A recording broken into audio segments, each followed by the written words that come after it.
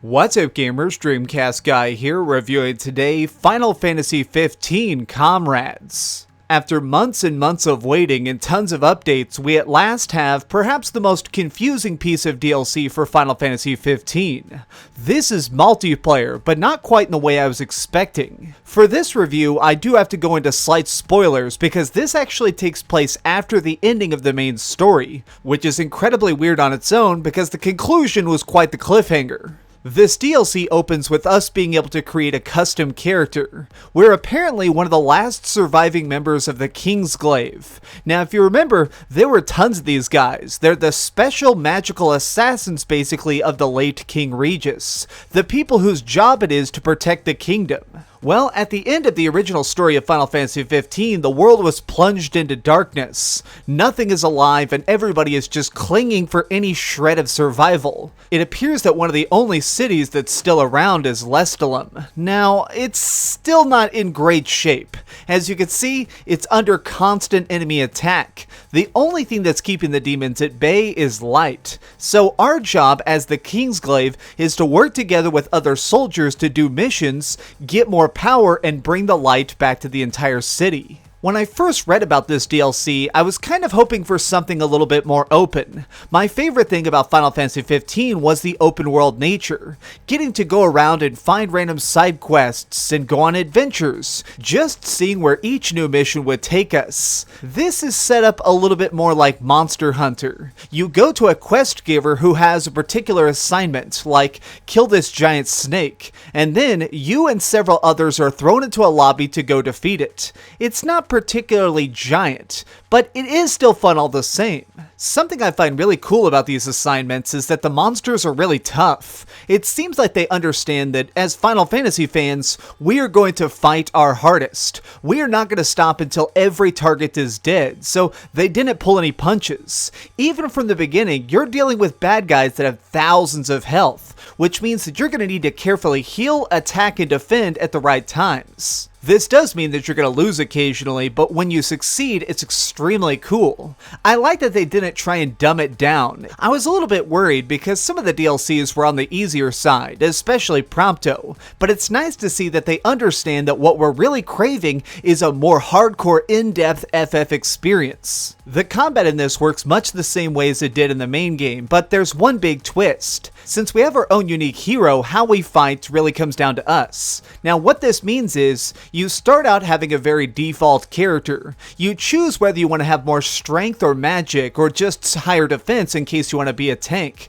But as you go on, you slowly unlock more abilities for customizing how they play. For example, you can equip blessings that'll make it where you can actually throw spells further or have less cast time. On top of that, the weapons we're equipping each have a certain spell attached to them. Like, I use this giant katana a lot and it lets me shoot a giant fireball. So if I really want to be a good spellcaster, I need to try and worry about getting the correct gear to complement my blessing. This is a very one-of-a-kind system with a lot of depth, but I feel like most people are never going to use it. From my 10 hours online, almost everybody just walks up and starts bashing stuff with their biggest, heaviest weapon. They don't care about the nuance or the finesse. They just want to make sure their target is dead and they're not too worried about getting killed in the process. A big part of this comes down to the fact that the game doesn't really properly explain this stuff. It just kind of hopes that you'll read the menus and talk to random people in town to figure out what you're supposed to be doing. That's an underlying theme to a lot of the Comrades DLC. They just want you to wander around and make your own adventure.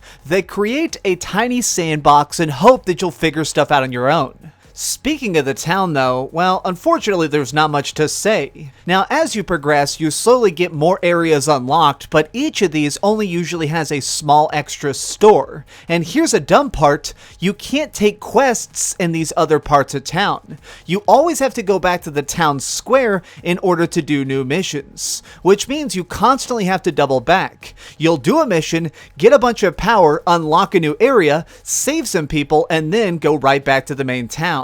There's a lot of repetition in this DLC, and I think that's really important to know. You're going to be doing the same stuff over and over again, and I'm not just talking about repeating themes. I mean specifically, you're going to be doing the same missions over and over again. Bringing the light back to this city and rescuing refugees requires more energy. The only way to get this is to do quests, but the problem is, these quests are very limited. This basically means that at the start, you're stuck doing the same one thing repeatedly until you can go further. Now, I wouldn't exactly mind this, but I wish we had more options at the start. Later on, you do get cool stuff like a mission where you're having to defend a truck that's driving down the highway as monsters are popping out, or giant boss fights, or just stuff like trying to defend a huge energy tower that's being attacked by bombs. Each of these further ones is really cool, which is why it's so confusing that it starts out so limited. Something that helps this not get stale as you go back and redo older content is the fact that you can customize your weapons to quite a good extent. There's a shop that lets you buy gear and a separate one that lets you tinker with it. By putting in different elemental pieces you've found, like scraps of a dead monster, you can change its elemental type and change the way it plays. It really lets you further build out your own hero and have your own way of playing if you want to spend the time really going in depth to doing that kind of stuff. When you really get down to it, that's really the key aspect to the Final Fantasy XV multiplayer. It comes down to how much you want to put into it. If you're just looking for more story or new areas to check out, this is not that. What we're getting here is more like Monster Hunter with a couple cutscenes. For the most part, there's almost nobody from the main story, at least not at first.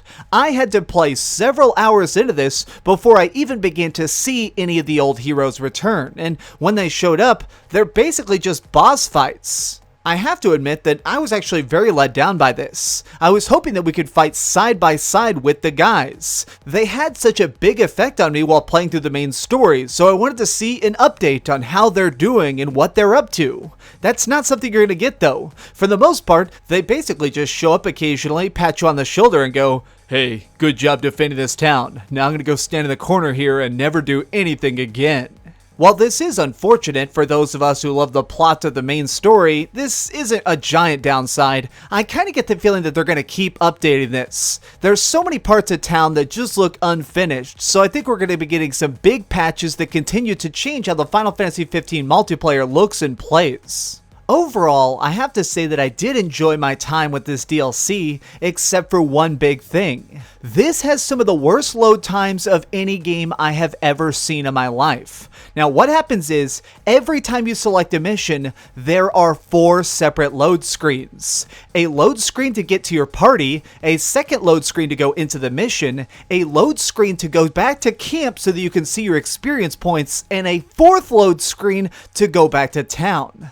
4 load screens per mission. This can drag out your tiny daily quests to being a multi-hour endeavor. I cannot believe that they didn't manage to streamline this, but to make it even more aggravating, there's no actual party system. Once I find a good group of people, I can't stick with them. It just keeps throwing me back to town to re-queue separately. I wish I could just get a group of people I already know and trust and repeatedly do missions with just them, to save time and skip a couple of these horrific loading screens. I mean, really, if I had to change the name of the DLC, and I'm being totally serious, I would call it Final Fantasy XV Multiplayer Loading Screen. It is that ridiculous. Once you manage to look past that though, there is some real interesting mechanics to this. As somebody who really liked the first game and liked each of the DLCs, this is the worst of the add-on content, but still an interesting new addition to the Final Fantasy universe.